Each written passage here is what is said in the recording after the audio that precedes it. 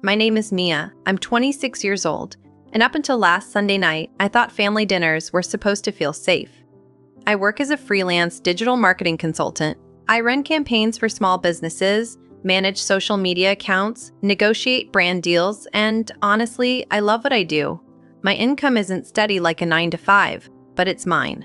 I built it from scratch, from my tiny apartment, from my laptop, from hundreds of late nights and early mornings that nobody in my family ever bothered to ask about. I don't drive a fancy car. I don't wear designer clothes to every event. I'm just a regular girl trying to build something real in a world that doesn't hand you anything for free. And I genuinely thought that my family understood that. I was wrong. Last Sunday changed everything, and I need to tell you exactly what happened, because what went down in the next 24 hours is something I still can't fully believe. It started like every other family dinner. Mom made her famous baked ziti. Dad was at the head of the table, already 2 glasses of wine deep, talking about something on the news. My sister Danielle was there with her boyfriend Marcus, this guy who works in finance and never lets anybody forget it. And there was my Aunt Linda, who flew in from Phoenix, sitting right across from me with that look on her face like she was waiting for something entertaining to happen. I walked in happy. I had just landed a new client that morning, a mid-sized e-commerce brand that was paying me more per month than I had ever made at any job in my life. I didn't say anything about it at dinner because I'm not that person. I don't announce things. I just sit down, eat my food, and enjoy my family. Or at least I try to. It was right after the salad when it happened. My Aunt Linda asked me how work was going, and I smiled and said it was going really well, that I had just signed a new client and things were picking up in a big way. And I remember feeling good saying it, confident, like I finally had something solid to point to. And then Danielle laughed, not a little laugh, a full, deliberate, leaning back in her chair kind of laugh that made Marcus look up from his plate. She said, and I remember every single word she said, "Oh, come on, Mia, that little job you're doing barely pays your rent. You know that, right?" And the table went quiet. My dad smirked. My mom nodded slowly like Danielle had just said something everybody was already thinking, and my Aunt Linda looked down at her fork. Nobody said a word in my defense, not one person. Danielle kept going, because that's what Danielle does when she has an audience. She said, "When are you going to get a real career? Like an actual job with benefits and a salary and a future? You're 26, Mia. You can't freelance forever." Marcus nodded next to her like she was giving a TED Talk, and I just sat there. I didn't yell. I didn't cry. I didn't slam my fork on the table and storm out like part of me wanted to. I picked up my phone, checked a notification from my new client confirming the contract signature, set the phone back down, and smiled. Just smiled. Because something happened inside me right at that moment that I can't fully explain. It was like a door quietly closed, not out of anger, out of clarity. I understood something in that second that I had been too kind to see before. Danielle had been minimizing me for years. Little comments, little digs, little moments of public humiliation dressed up as concern.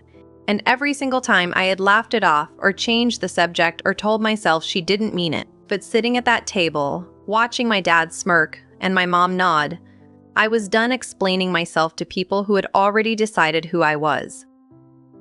I answered my Aunt Linda's follow-up question calmly. I said the work was going great, that I appreciated the support, and then I turned to my mom and asked if there was more bread. Danielle looked slightly annoyed that I hadn't reacted the way she expected. I could feel her watching me for the rest of the meal, waiting for the tears or the argument that never came. After dinner, I helped clear the plates, hugged my mom, shook Marcus's hand, kissed my dad on the cheek, and drove home.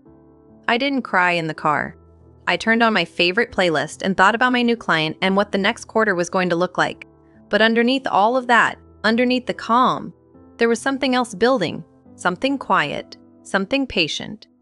I got home, made myself a cup of tea, sat at my desk, and opened my laptop. I had 3 emails waiting from the new client's team wanting to set up an onboarding call. I responded to all 3. Then I pulled up my portfolio site and started updating it. New case studies, new numbers, new results. Not because of Danielle, but because something about that dinner had lit something in me that I hadn't felt in a while.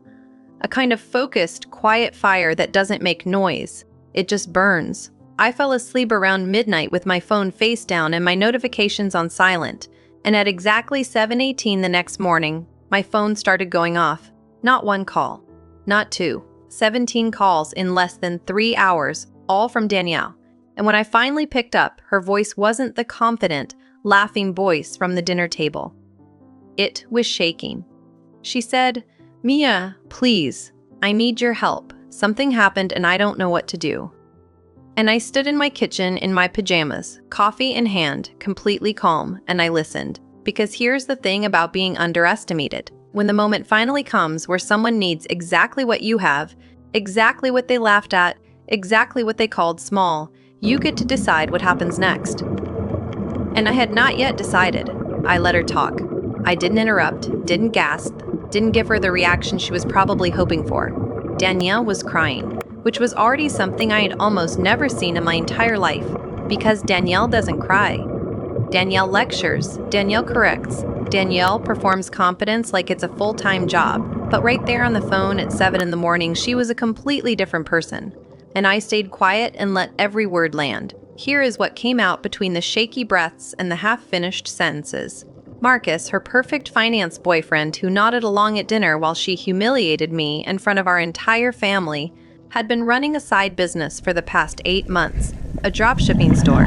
And not just any store, he'd built the whole thing on Danielle's name, her credit, her social media presence, and her personal email accounts without telling her. He had convinced her to sign a few documents months ago, told her it was just some investment paperwork, and she had signed without reading because she trusted him. And now the business had accumulated over $40,000 in debt through unpaid vendor invoices and bad ad spend, and the collection notices were starting to arrive at their shared apartment addressed to her. Her credit score had already dropped 61 points. And Marcus, the man who sat at my mother's dinner table 12 hours ago, nodding along while my career got picked apart, had packed a bag sometime in the night and was not answering his phone. Danielle found out all of this at 6 in the morning when she opened an email meant for him that came to her account, an email from a vendor threatening legal action. She called me because she didn't know what else to do. And here's the part that I keep coming back to, the part that hit me different than anything else she said. She called me, not our dad, who smirked at the table. Not her mom, who nodded like Danielle's words were reasonable. She called me. The girl with the small job, the girl with the little freelance career that barely paid rent according to the woman now crying on my phone. I took a slow sip of my coffee and I said, "Okay, tell me everything, and I mean everything, from the beginning." Because even though part of me, a real honest part of me, wanted to remind her exactly what she said to me less than 24 hours ago at that dinner table, I didn't. Not yet. Not because I was being a pushover, but because I needed to understand the full situation before I made any decisions. And also because I knew something that Danielle didn't know yet, which was that I was not just a girl who posted things on Instagram for small businesses. Over the past 2 years, I had built genuine relationships with a digital attorney who specialized in online business fraud, a financial advisor who worked with freelancers and small business owners, and a brand reputation consultant who had helped 3 of my clients navigate public crises. I had these people in my phone because my work required it. My small job required it. My little career that barely paid rent had made me resourceful in ways that sitting inside a corporate office for 8 hours a day never would have. I told Danielle to forward me every document she had, every email, every invoice, every contract she had signed. She sent them within minutes. I sat at my kitchen table in my pajamas and went through everything with the kind of focused attention I give my biggest clients. And it became clear very quickly that Danielle was in real trouble, but it was not unfixable. Marcus had been sloppy. He had used her name and credit without proper legal authorization on several of the vendor agreements, which meant there was a legitimate case for fraud. The contracts she had signed were vague enough that a good attorney could argue she had been misled. It was messy, but it was workable. I texted my attorney contact, a woman named Priya, who I had referred 3 clients to over the past year and who always picked up for me, and explained the situation in 3 sentences. Priya called me back in 8 minutes. I handed the phone to Danielle and listened from across the room as my sister, for the first time in her adult life, sat in complete silence while someone else directed the conversation. After the call, Danielle was quieter than I had ever heard her. She said, "How do you know people like that?" And I said, "Because of my job, Danielle." She didn't say anything back. I could hear her breathing on the other end. I kept going because I needed her to hear it. Not to hurt her, but because it was true and it needed to be said out loud at least once. I said, the clients I work with, the campaigns I run, the relationships I build, they're real. The work is real. It matters, and the people I have connected with because of that work are the exact people helping you right now. She was quiet for a long time after that. Then she said, I know. I said it wrong last night. I know. And that was all she said. It wasn't a big apology. It wasn't some dramatic breakdown where she listed every time she had made me feel small. It was 2 sentences delivered in a voice that sounded genuinely tired and genuinely ashamed, and I sat with it. I didn't rush to forgive her, and I didn't twist the knife either. I just said, let's focus on getting you through this first. By noon, I had connected her with Priya for a proper consultation, forwarded her the name of a credit counselor I trusted, and helped her draft a formal response to the vendor threatening legal action. A calm, professional response that bought her time and established a paper trail. She had no idea how to do any of that. She had a corporate salary and the benefits package and a 5-year career plan, and she had no idea how to handle a real crisis when it landed on her doorstep at 6 in the morning. And I did, because I had spent 2 years building something quiet and real and useful that nobody at that dinner table thought was worth respecting. And now it was the only thing standing between my sister and a genuinely devastating situation. By 2 in the afternoon, she texted me and said, Mia, I don't know what I would have done without you today. I read it twice, set my phone down, and went back to work on my new client's campaign because I had a deadline, and I never miss deadlines. But I was not done processing what the last 36 hours had shown me. Not even close, because something else was about to happen that none of us saw coming. That evening, my mom called me.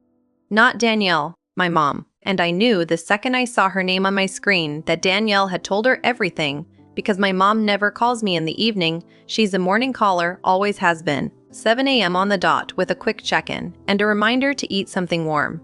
But it was 6:45 p.m. and her name was lighting up my phone, and I answered it the same way I had answered everything that day.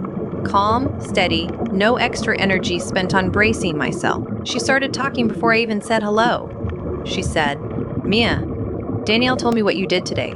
She told me everything. And I said, okay. And my mom got quiet in that specific way. She gets quiet when she is trying to hold something together inside herself. I know that silence. I grew up inside that silence. And she said, I owe you an apology. I didn't say anything. I let her keep going because I had waited a long time to hear words like that come from my mother without me having to ask for them first. She said, what I did at dinner last night was wrong. I should have said something when Danielle talked to you that way. I sat there and I nodded, and I should not have done that. And I am sorry. And then she said something I did not expect. She said, I think I have been doing that for a long time, and I did not realize how much it was hurting you until today. I sat on the edge of my bed and looked at the wall, and I felt something shift in my chest. Not in a dramatic way, just quietly, like a window cracking open in a room that had been sealed shut for years. I told my mom I appreciated her saying that. I told her it meant something real to me, and I told her that I loved her and that I wasn't carrying anger toward her, but that I also needed her to understand that what happened at that table was not a small thing. She said she understood. She said she was proud of me. And she said it like she meant it, not the way parents sometimes say it to smooth things over, but slowly, with weight behind it, like she was saying it for the first time and feeling the truth of it as the words came out. After we hung up, I sat in my apartment for a while without turning on the TV or opening my laptop. Just sat with it. The whole day had been so loud in the quietest possible way. No screaming, no big confrontation, no dramatic moment where I stood up at the table and listed every time I had been made to feel less than. None of that happened, and somehow that made it hit harder. Because the truth had come out on its own. I hadn't forced it. I hadn't performed it. I had just kept doing my work, kept showing up, kept being exactly who I was, and when the moment came where that actually mattered, it spoke for itself louder than anything I ever could have said at that dinner table. Now, about Danielle. I want to be honest with you because this story deserves honesty. My sister and I did not have some big tearful reconciliation that evening. That is not who we are, and that is not how real life works. What happened was smaller than that and more real than that. She texted me later that night, around 9 p.m., and she said, "I've been thinking about what I said last night and I am embarrassed, not just because of today, because I've been saying things like that to you for years, and I always told myself it was just honesty or just jokes or just me pushing you to think bigger. But it wasn't any of that. It was me being insecure about the fact that you built something on your own terms, and I never had the guts to try that." I read that text 3 times. Then I typed back, "I know. And I mean that. Thank you for saying it." She sent back a single heart, and that was the end of the conversation for that night. And honestly, that was enough. That was more than enough. Because here's what I have learned and what I want to leave you with. The people who laugh at your small beginnings are usually the first ones to call when those small beginnings turn into something they need. Not always, but often enough that it is worth paying attention to. And the way you respond in that moment, the way you choose to show up even when you have every right not to, that says everything about who you are and nothing about who they said you were. I did not help Danielle to prove a point. I helped her because she is my sister and because I have the ability to help, and because walking away from someone who needs you just to win an argument is not strength. It is just a different kind of smallness. But I also did not pretend the dinner never happened. I did not sweep it under the rug to keep the peace. I said what needed to be said at the right moment, quietly, clearly, without an audience, and I let her sit with it. And that, I think, is the thing that actually changed something between us. Not the crisis. Not the $40,000. Not Marcus disappearing into the night like the coward he turned out to be. It was the honest conversation that came after all of that, the one where neither of us was performing for anyone, where it was just 2 sisters sitting with an uncomfortable truth and deciding what to do with it. My new client's campaign launched 3 days later and performed better than either of us projected in the first week. Priya got Danielle's case moving in the right direction, and the primary vendor agreed to a payment restructure while the fraud claim against Marcus was being built. My dad called me on Wednesday and asked how things were going with work. And for the first time in, I don't know how long, he actually listened to my answer. He asked follow-up questions. Real ones. And at the end of the call, he said, "Sounds like you really know what you're doing over there, kid." I said, "Yeah, Dad. I really do. I have known for a while. If you are watching this and somebody in your life is making you feel like what you are building is not enough, like your path is not legitimate because it does not look like theirs, I want you to hear this clearly. Keep building, stay quiet, stay focused. Because the moment will come, it always comes, when what you have built becomes exactly what they need. And in that moment, you will not need to say a single word. Everything you already did will say it for you.